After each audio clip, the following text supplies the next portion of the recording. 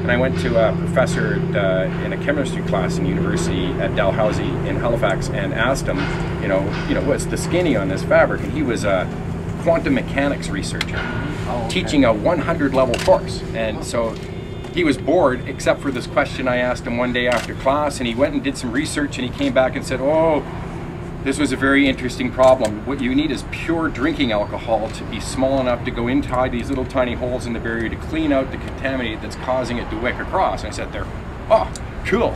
And so we got alcohol, we tried it, and as university students, we ended up consuming it. And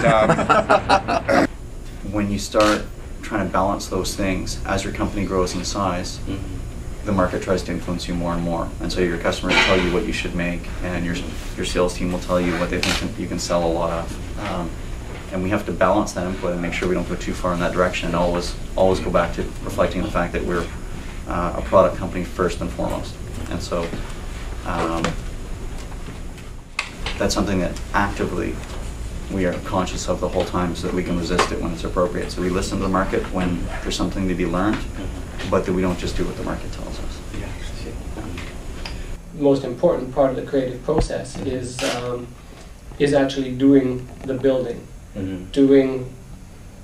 having the idea, testing the idea, building the idea back into the beginning again. And when it happens, you have to cultivate the flow. You have to respect the body, and if you have to get outside and allow yourself that freedom of your own mind to allow yourself to imagine something that wasn't possible in this cluttered space, then you have to try and do that. But we're in a weird time when there's so much around us that's constraining us and preventing us from being who we really are. And so color is a good way to try and break that a little bit and say, express yourself for who you are and do what you need to do. You gotta follow your heart. And that's why I'm here, because I followed my heart. And that's why in 5 years, wherever I am, I'm trying every moment to be following my heart.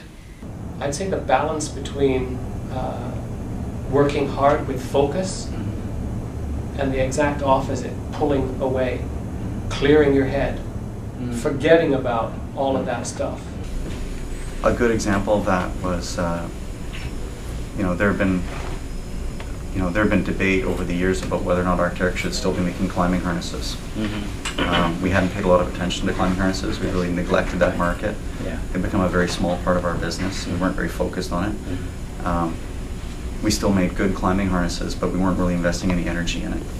And I had fought, before I became the president, I had fought to keep that program alive and said that, hey, we have to remember our heritage and where we came from. There was a lot of disagreement with that, so I was lucky that I was able to maintain it. And but it reflects on the passion of the people that when I became the president, we went back to all of our team, all of our sales team worldwide, and all of our internal employees, and we said, look, we were a climbing company. We come from a climbing background. We make these products.